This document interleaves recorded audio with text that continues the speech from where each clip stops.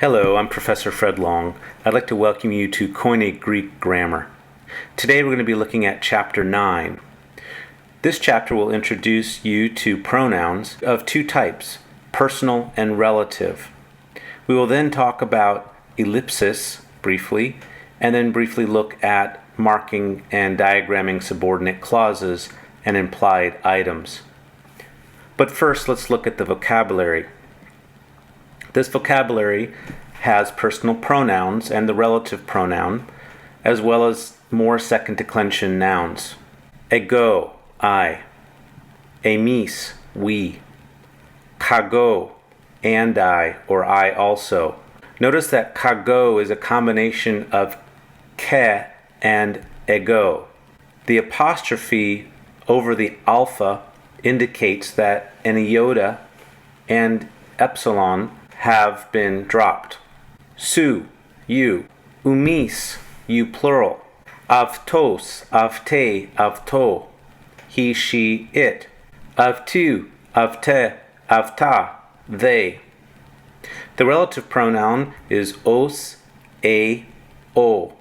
It will have an accent that will help differentiate it from the article forms. Now some second declension nouns. O, oklos, crowd. To ergon, work or activity. O leos, people, populace. O doulos, slave or servant. O thanatos, death. O ikos, house. O ophthalmos, eye. O artos, bread or loaf or food. O topos, place or position. O keros, season or time. Well, after this vocabulary, learning this, you will know 59% of the words in the Greek New Testament.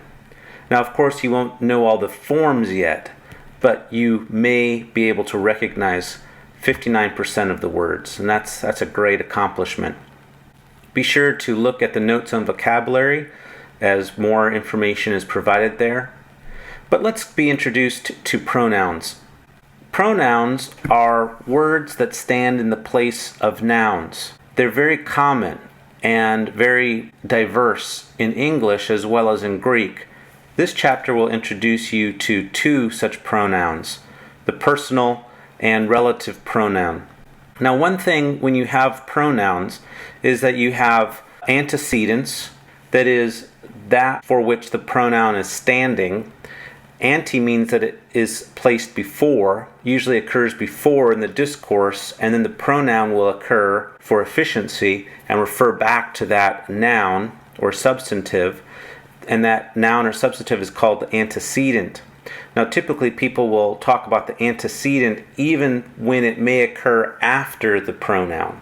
Sometimes a pronoun will occur, but it's actually referring to what will come next or what will follow. Technically, that should be called the postcedent. Other times, pronouns will be used and they'll have an implied referent from the context. So it won't be explicit, but it'll be implied.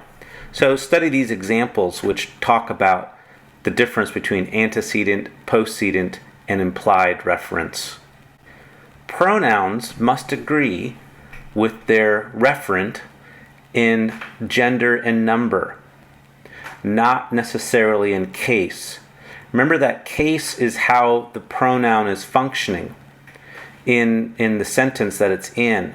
That function may be quite different from its antecedent or from its postcedent.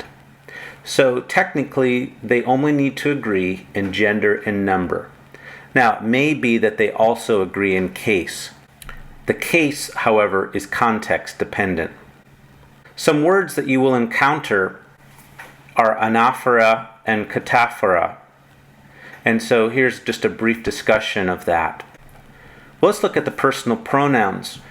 The personal pronouns refer to first person, second person, or third person reference. So first person would be I or we. And if you put that into possessive form, it would be my or our. Or if you put that as an object, it would be me or us. And you can do the same with the second person, you singular, and yours, possessive, and you plural and yours possessive. And then you have the third singular forms, which in English the singular is gendered. So we have he, his possessive, and him object, she, hers, her, it, and its.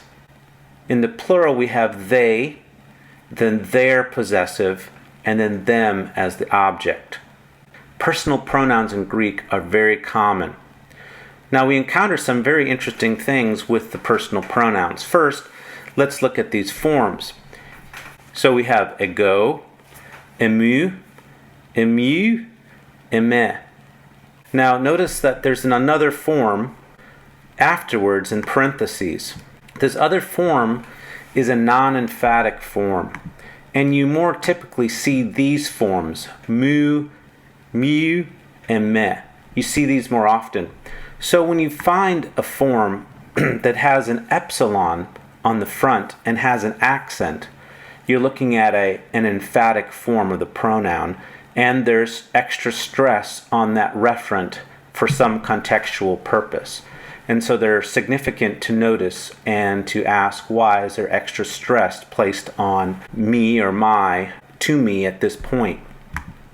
In the plural, you have amis, aimon, aimin, aimas. For the second person, you have su, and then you have emphatic forms, su, siu, and se. So siu and su and se have accents. These accents are emphatic forms. And then you have the unemphatic forms without the accents. In the plural, you have umis, umon, umin, umas.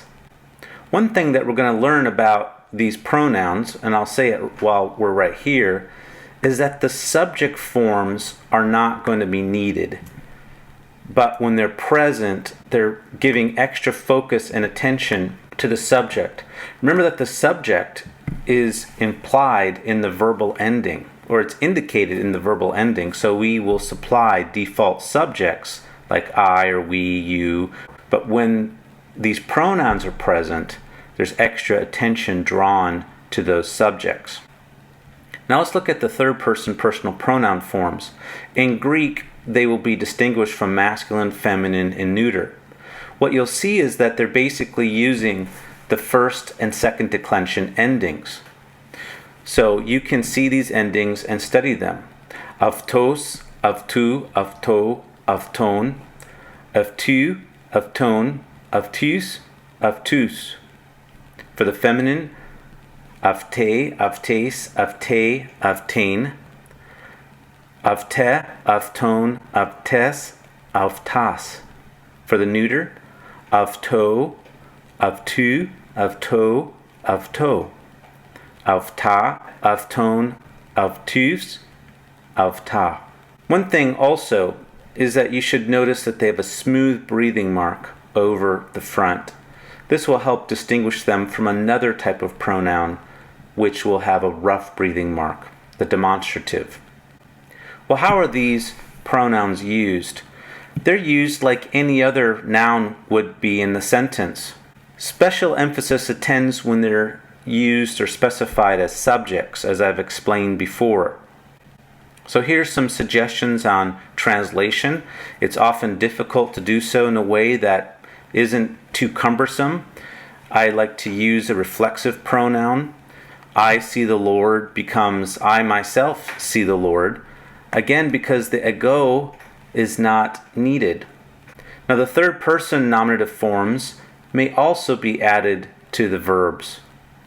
And again, they intensify the subject. Now Greek also does something really fun, and that is that you can add a third person pronoun to a first person nominative pronoun.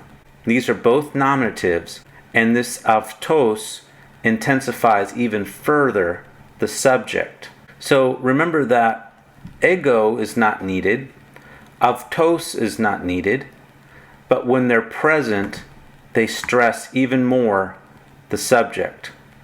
And in this statement in 2 Corinthians 10:1, It's about as emphatic a statement as you can make in regards to the subject, because not only is the subject present and explicit, it's also placed in a forward position, along with the first person personal pronoun, and then the special use of the third person personal pronoun. So at this point in the discourse, Paul is making a very important point. You can see the other uses of the pronouns to indicate possession, to indicate indirect object, direct object, and to be objects of the prepositions. Basically, though, any case usage is applicable also for pronouns. They function just like nouns. Now, relative pronouns are a very common type of pronoun. What's important about them, but also tricky for the beginning student, is that they begin a subordinate clause. Subordinate clauses complicate Greek sentences. And last couple chapters, we've been learning about different conjunctions like oti, which indicate substantiation, because, meaning because, or that, indicating the content of a verb or direct discourse, or indirect discourse. Those are types of subordinate clauses. Well, relative pronouns also begin subordinate clauses. And there are different types of relative pronouns, but we're going to learn the basic type right now. Now, the case, remember that the pronoun can have any case. The case will depend on its clause and how it's functioning in its clause. But the relative pronoun must agree with its antecedent or postcedent in number and gender. But the case will be dependent on the context. Here are the forms, and you can see these are essentially the article forms. So no new endings here. The real difference has to do with the fact that there's no tav, and that the nominative forms have accents, not just breathing marks. The article will only have breathing marks, but the relative pronoun has an accent as well. Relative pronouns will begin a relative clause, and the clause will be a tight unit. The clause will be initiated with the relative pronoun, and they can start their relative clause anywhere. Sometimes you'll have it at the beginning of a sentence, sometimes it'll be right in the middle, sometimes it'll be at the end. When I come across a relative pronoun in my mind, and when I'm doing marking method, I put a bracket right away. I bracket it off, and then I look for where it might end, and then I close the bracket. So they begin subordinate clauses, use brackets to mark them. Here's some examples that you can study to begin understanding how they work. It's not uncommon for relative pronouns to immediately follow the noun that they refer back to. And they may happen to agree in case, but that does not need to happen. Something that can throw students off is what is called attraction. Attraction is when the case of the pronoun is attracted to its antecedent, that is, the noun that it agrees with. So there's a slight break of grammar here, but it's usually clear enough that we understand how that relative pronoun is functioning. So in this sentence, we have, remember the word which I spoke to you. Well, this begins the relative pronoun clause, the u. Now, u is referring to logu, but u only needs to agree with it in gender and number, that is, masculine singular. But in this case, with attraction, it's also genitive.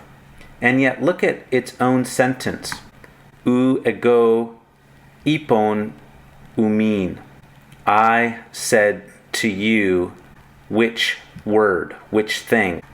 This which really is the direct object of ipon.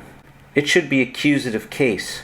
In other words, if the sentence were I said to you this word would be in the accusative case as the direct object of ipon.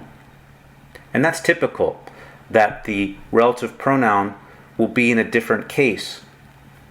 But what happens with attraction, which is not uncommon, is that the relative pronoun will be attracted to its antecedent's case. And the reason why that to logu is in the genitive is because this verb for remembering takes the genitive. Well, this can be a little bit tricky for the beginning student. It happens somewhat frequently.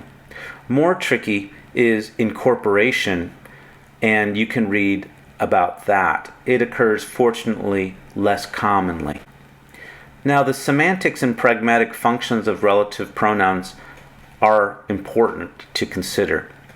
As I've been saying, they form a subordinate clause, which links to something in the main clause. There are two uses, restrictive use and explanatory or non-restrictive. By restrictive, what we mean is that the relative pronoun clause is added to disambiguate a referent.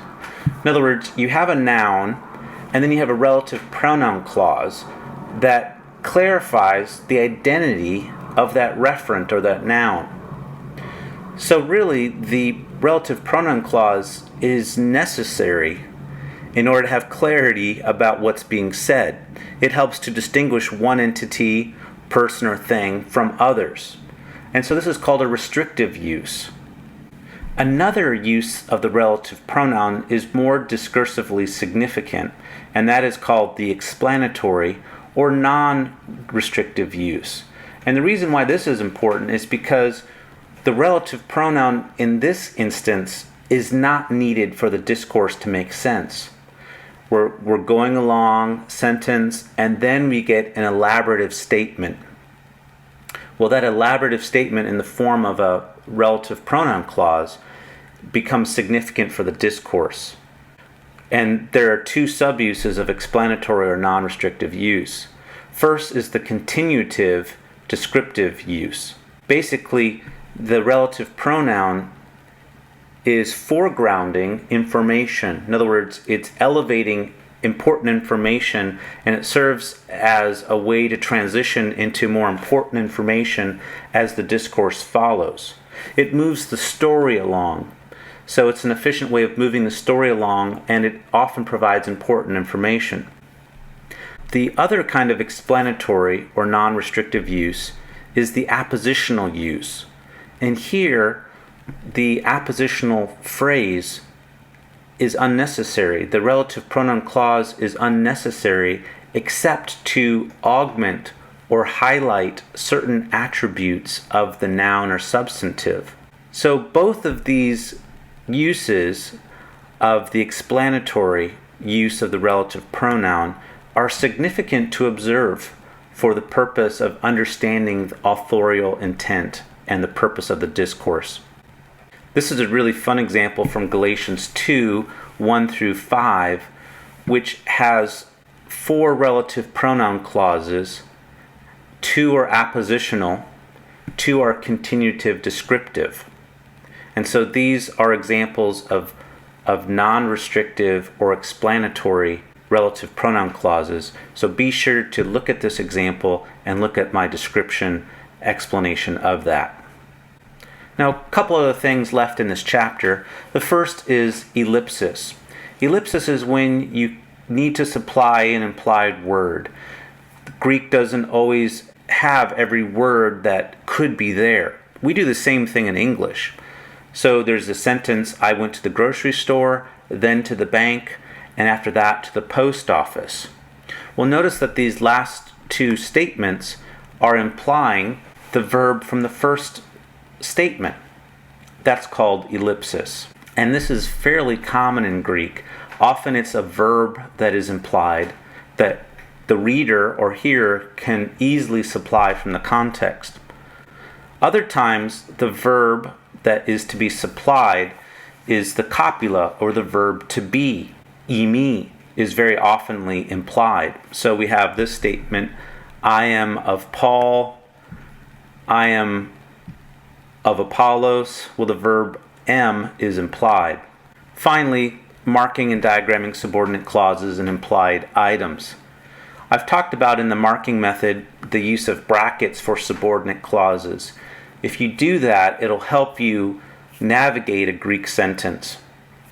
So in what follows are examples of how to diagram and then how to mark different kinds of sentences. For ellipsis or implied items, I often will write out the word in English but then put it in brackets. Be sure to read the case in point, which will look at Ephesians 2, 1 through 3, and consider the significance of the relative pronouns there.